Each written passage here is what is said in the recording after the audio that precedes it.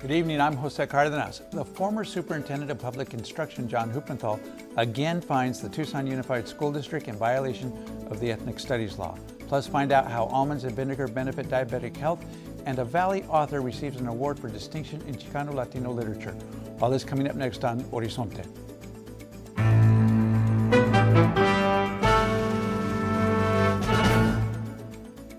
Funding for Horizonte is made possible by contributions by the Friends of Eight, members of your Arizona PBS station.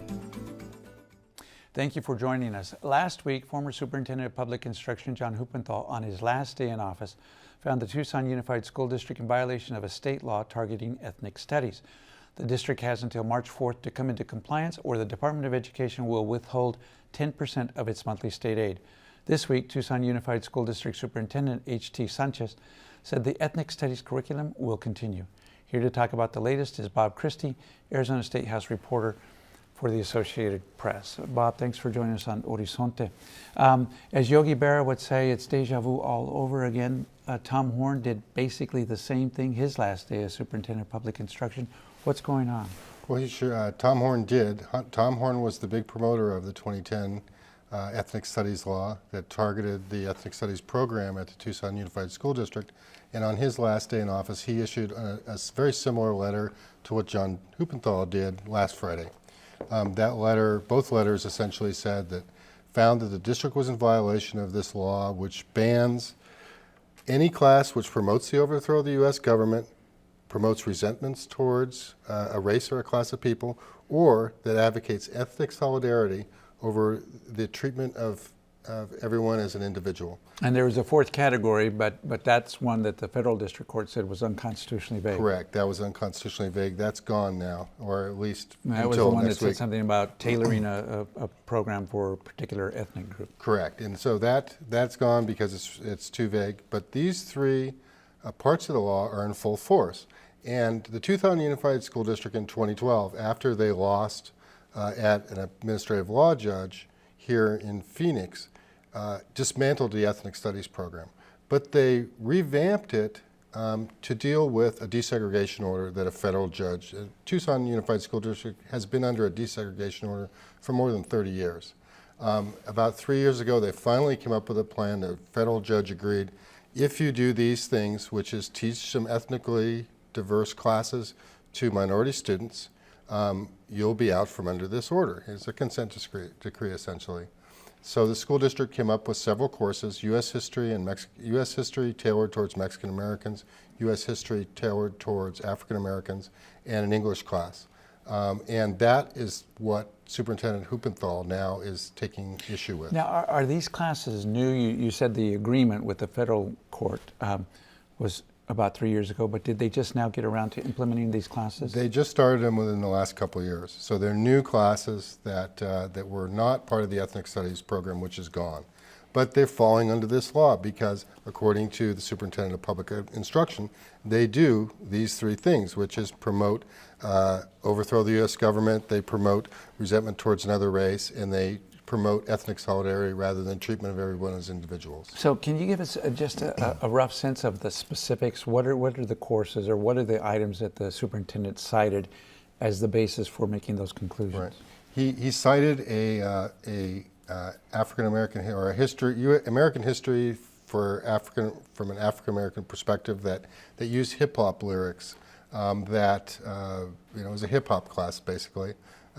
Talking about how hip-hop culture and the language that's used is a way for that community to express its concerns about the government. And the concern there is that promotes resentment against that promotes resentment, that promotes overthrow of the government. Those are the two issues there. Similar things with the Mexican American History program.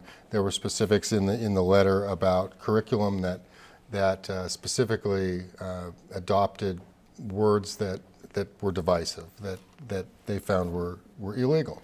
And as I recall, in glancing at the superintendent's notice, there was an assignment that said identify 3 lies in the Declaration of Independence that right. And had to 3 do lies with and why some inconsistencies. Correct, and why American slavery was the worst slavery in human history, These things were considered to be divisive and illegal under this 2010 law. Now, let's take the Declaration of Independence one. I think most Americans consider it, in some sense, a sacred document, but I think most people also recognize the inconsistency between saying all men are created equal and having a country that at the time permitted slavery. Why is that a violation of this law? Well, I'm not the lawyer, so they're pressing that point. I would think that the legislature and Superintendent Huppenthal and previous Superintendent A.G. Tom Horn felt that teaching those pointing those things out to students was inconsistent with the state's promotion of a unified school system. They really thought that that was divisive and it should be illegal. But the statute itself, as I recall, has a provision that says this does not prohibit the teaching of controversial subjects. Wouldn't this fall into that category? Again, that's probably going to be litigated, and you know, my position isn't to say whether it is or not. Tucson School District surely says it's not. They believe that what they're doing is fairly close to in compliance with the law. They're serving two masters here. They're serving the state law, which prohibits teaching these what the legislature calls divisive topics, and a federal judge's order which requires them to teach ethnically specific courses for minority students. And they intend to expand this program. They think that the federal judge's order is going to trump the state law, and they intend to not only fight it but to expand the program to. It's in 3 high schools now, and it's going to be in 7 next year. Now, we do have the superintendent making the point you just made, which is, well, we've got a federal court order we have to comply with, but also reaching out to the new superintendent and seeing what he can do there. Right. He's going to meet, or he plans to meet this week with the new superintendent, Diane Douglas, to discuss these issues. We hope to get some type of update from what comes out of those talks this week as well, but we really don't know. And whether Diane Douglas takes up John Huppenthal's order, whether she puts it on hold, we don't know. What we do know is that he has the order as it is now, this letter that was issued on Friday, will take $14 million a year away from the Tucson Unified School District as of March 4th. So if they don't comply, if they don't stop these courses, and if they don't get a legal remedy, they'll lose 10% of their funding, which is a huge hit. One last question. As everybody knows, Diane Douglas didn't say much about most of her positions, what positions she may have, and didn't comment on this. Any sense, though, from anything you've seen as to how she might come out on this? Not how she will come out. However, Superintendent Sanchez down in Tucson, in his letter to her, in a statement that came out Friday night after he got Superintendent Huppenthal's letter, said, "I sure hope that what Diane Douglas said about letting local schools control their own destinies is true in this case." As you know, one of her big issues during the campaign was that schools need to be controlled locally, that especially the Common Core curriculum was imposed from on high, from the federal government and the state government down to local schools. And so he's arguing, and I'm sure he hopes to convince Diane Douglas that this is a local issue, this is a local control issue. So this will be an interesting test of that philosophy. It will be. Bob Christie, thanks for joining us on Horizonte to talk about this. My pleasure. To find out more information about what's on Horizonte, go to azpbs.org and click on the Horizonte tab at the top of the screen. There you can access many features to become a more informed Horizonte viewer. Watch interviews by clicking on the video button or by scrolling down to the bottom of the page for the most recent segments. Learn about more specific topics like arts and culture and immigration. You can also find out what's on Horizonte for the upcoming week. If you would like an RSS feed, a podcast, or you want to buy a video, that's all on our website too. Other features include our collection of website links and a special page for educators. While you're there, show your support for Horizonte with just one click. Discover all that's on Horizonte. Visit azpbs.org, Horizonte today. According to the American Diabetes Association, in 2012, 30 million people in the United States were suffering from diabetes. ASU researchers have conducted studies on the effects of diet choices on diabetic health. Joining me to talk more about these studies is Carol Johnston, Associate Director for the ASU Nutrition Program for the School of Nutrition. and Health Promotion. Dr. Johnson, thank you for joining us this evening. Thank you. I think everybody knows that you eat a more healthy diet and you're better off in either warding off diabetes, which seems to be associated a lot with obesity, or at least controlling it if you have it. You don't see a whole lot about any particular food substance you should be eating that may help. You found that there are some. Right, and you're absolutely right. Eating a diet that's a little bit lower in carbohydrate or exercising more is pretty much a prescription that patients are given by their doctors, that you need to improve your diet, more plant-based foods, and you need to exercise more. But we all know that people have trouble adhering to those prescriptions. It's hard to change your diet when you're so used to eating certain ways. And people are busy and it's hard for them to adhere to exercise programs. And so my strategy has been to try to identify simple diet strategies that hopefully people can adhere to for a long term. And so one of these is vinegar, which is sort of fascinating. It's an interesting food. It's been used medicinally for centuries. But this link with diabetes, even though it's been in the lay literature, people have been doing it, had not been studied scientifically. And is the references to it in the lay literature, is that why you decided to take a look at it? Actually, no. I found an obscure reference that was conducted in a rat study showing that vinegar improved their glucose control, the levels of the blood sugar. And so I looked on to see what they had done in humans, and nothing had been done in humans. And this study was published in the 80s. And so I just said, well, it's not going to hurt anything to go ahead and try. And so we recruited healthy people, pre-diabetics and diabetics, and we had them consume the vinegar at the early stages of their lunch and dinner meals, and it worked. And what did it show? When you say it worked, what does that mean? What doctors use as their marker, their main marker for diabetes is a protein in the bloodstream called hemoglobin A1C, or A1C. And that's what doctors use to mark the progression of the disease. And we were able to show that we were able to reduce that significantly with the vinegar, even though the subjects were taking their diabetic medications. And so the effect of the vinegar was in addition to any effect that the medication had. Could it replace those medications? Yeah, I would be very careful. You'd have to discuss it with your doctor, and the doctor would have to monitor your A1C to understand if the vinegar is effective enough to perhaps do that.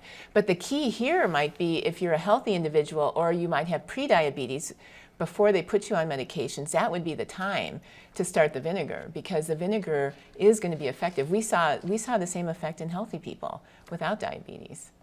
And when you say vinegar, people are thinking, well, why would I do that? And then as your study points out, there's some very easy things to do, like a vinaigrette dressing on salad. But what other things could people do to get and how much vinegar are we talking about, by the way? Well, the vinegar has to be taken at the start of the meal, because it is inhibiting the digestion of your carbohydrates, the starchy carbohydrates. And so that's why it needs to be taken early in the meal. And so you could dilute it in a cup of water, 1 tablespoon of vinegar in a cup of water, or you could use a vinaigrette dressing on a pre-meal salad, but you might have to drink it out of the bowl, because you know how the dressing is left in the bowl. So it might be just diluting it in a cup of cold water with maybe a little bit of sweetening agent is a good way to do that. And you would drink it with the first bites of your meal. That's how our subjects did it in the 12-week trial, where we saw this benefit. And you and your colleagues also found another food substance that has similar. Is it as good as vinegar? Right. And so this is the almond work, and almonds have been known for many years to be good for reducing your risk for heart disease. So there's a long literature in the science journals about how effective nuts are for reducing your risk for heart disease. And then there's been a little bit of work more recently on diabetes, and so we just took up that, and we decided to use almonds. There's less allergy and all associated with almonds. Plus, almonds have a very unique nutrient profile. They're rich in a lot of different nutrients that could theoretically help a diabetic. And so we just did a simple study in type 2 diabetics, where for 12 weeks, they ate a handful of almonds every day, well, 5 days a week. So we said 5 out of the 7 days to do this. And it did reduce the hemoglobin A1C significantly. And when I say a reduction in hemoglobin A1C, the reduction that we're seeing with vinegar or almonds is the same reduction you would see if you altered your diet and exercised more. Now, diabetes is a particularly important problem, significant problem for the Hispanic population. And we've talked about several times on this show. I don't think we've ever talked about something as simple as this sounds to be. What are doctors doing with this? I think there might be a little skepticism because it is such a novel, simple concept. But maybe too simple to believe, is that what it is? Yeah, exactly. But theoretically, the mechanism, we've identified the mechanism. We know very clearly that the vinegar, the acetic acid, is what is the ingredient in the vinegar that is blocking starch digestion. And so it's very clear what the mechanism is. And so it is a simple treatment. It's safe, it's inexpensive, and it's widely available. And so I definitely recommend people to do this if they're concerned, especially if they've been told by their doctor that you have prediabetes. 30% of the population has prediabetes. That's a lot. That's 1 in 3 people. And so this is such a simple thing. It's tasty. You know, you can do so many different things with vinegar to incorporate it into your diet. And so, and the almonds, you know, that's another. Trade off. You don't just have to do vinegar. You can do almonds on some days, or you can do both. And so it's just a simple, tasty dietary solution. Well, it sounds like a good solution, and thank you for joining us, Dr. Johnson, to talk about it. My pleasure. Thank you.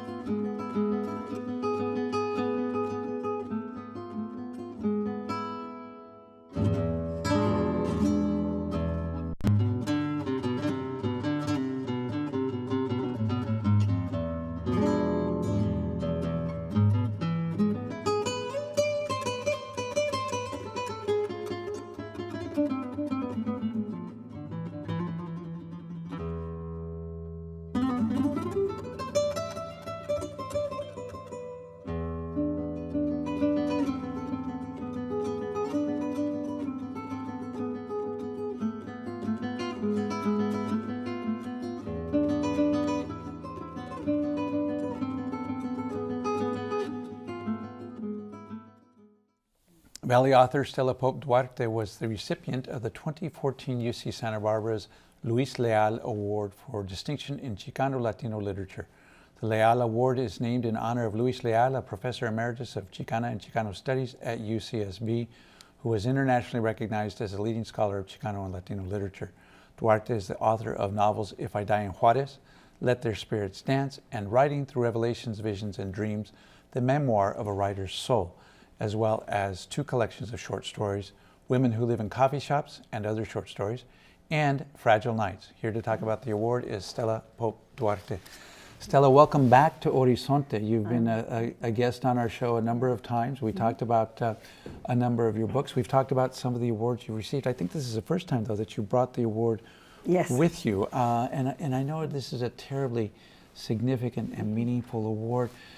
Let's start by talking about Luis Leal. Why is it named after him, and what does that mean? Don Luis Leal is a wonderful pioneer for Chicano literature, Latino literature as well, because he taught Latin American studies and he's taught Spanish. He started actually in the South, in Mississippi and Arkansas, and then he didn't think that was a good fit for what he wanted to do, which was to extend it into Chicano literature. So he headed out to Chicago. And then from there, he was invited to teach at UC Santa Barbara, and he did. And that's where he stayed until he passed away at 102 years old. Oh my goodness. And he was a joyful man, and he was really pressing forward to salute Chicano literature, because he said that has been bypassed. You know, Latino studies and all kinds of Latin American has always been part of a curriculum, but Chicano studies has been bypassed. And he said that history of Chicano literature goes all the way back to pre-colonization times, with the mixture of the mestizos, you know, the Mexica and the tribes and so forth. And that's what started what we now know as Chicano literature, which is part of the United States now. And what was the purpose of the award? I know it's been around for a number of years. Mm-hmm. You join an impressive list of Very people who've received it. Some of the best writers in the country, and obviously you're one of them. But what was the intent of the award? The intent of the award is to continue to I guess, nurture ourselves with our own body of literature, which is very extensive. Short stories, essays, novels, dramas, and sometimes like they were saying in Santa Barbara, they've been so overlooked, but it was my pleasure to see people there, students from all over the world, Fulbright students, many of them, because they were all graduate level students at the Bird Ceremony. And when you say seeing people there, you're talking about your trip to Santa Barbara Yes. to receive the award. We've got some pictures that we're Yes. going to put on the screen while we're talking about you being there, receiving the award, and so on. Yes. Has it fulfilled that purpose? You said the purpose was to nurture this kind of literature. Has that worked? And can you give us some examples I of that? believe that it has, because it puts the focus on Chicano literature, you know, first things first. And then we got a picture right now of you accepting the award. Oh, there. accepting the award, and with Antonio Leal, okay, Dr. Leal's son, Tony Leal was there, present to present the award with Dr. Mario Garcia. And Dr. Garcia has written extensively about Don Luis. They loved him up there. I mean, you can see just the pride that they had in this gentleman. And what impressed me was that I saw students from Romania, from Czechoslovakia, from Greece, from Spain, from Mexico, and saying, we love Chicano literature. And why would that be? I mean, their cultural backgrounds are so different from what you would expect people They to. were telling me that they kind of identify with the struggles that we, the Chicanos, have had in the United States, because it hasn't been an easy ride for us. We have suffered, you know, over the years, segregation, discrimination, and so forth throughout the, you know, the years of history in this country. And so they're fascinated by how resilient we are and how we are still, like they said, a nation. They said, you're still a world within the United States.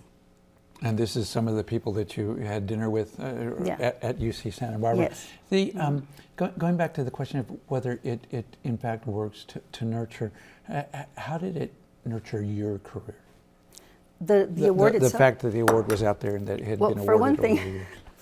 when I got the call from Dr. Garcia telling me that they would like to give me this award, and then he mentioned the first recipient was Oscar Iwelos, Very who famous was author. very famous, Pulitzer Prize winner for the Mambo Kings, Sing Songs of Love.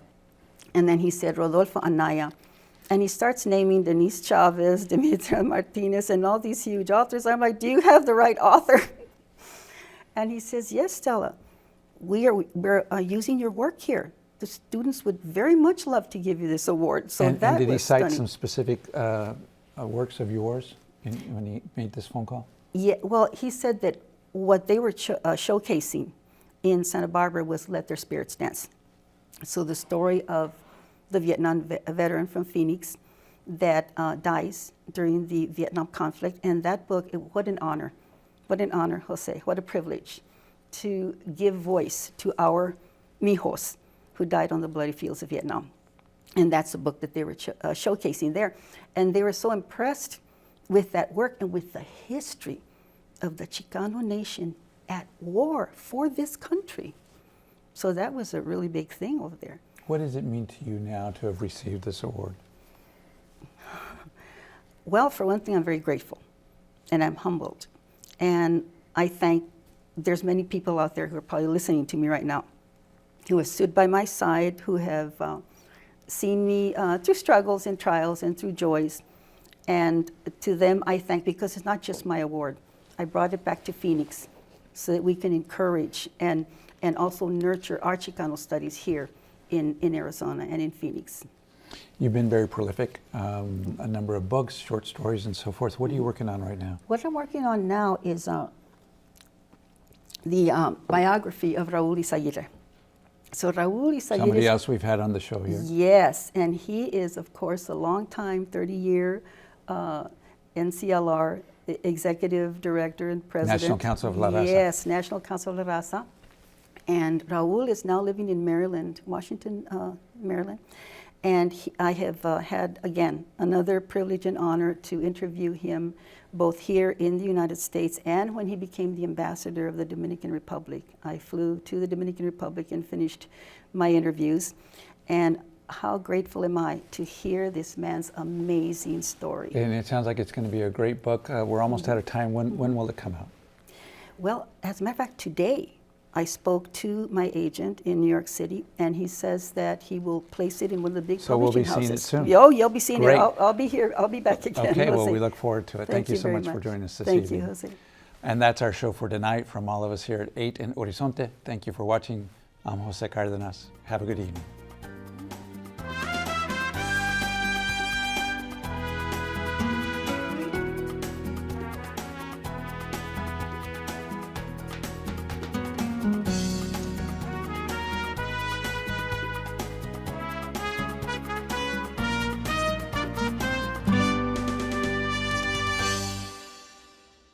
Funding for Horizonte is made possible by contributions by the Friends of 8, members of your Arizona PBS station.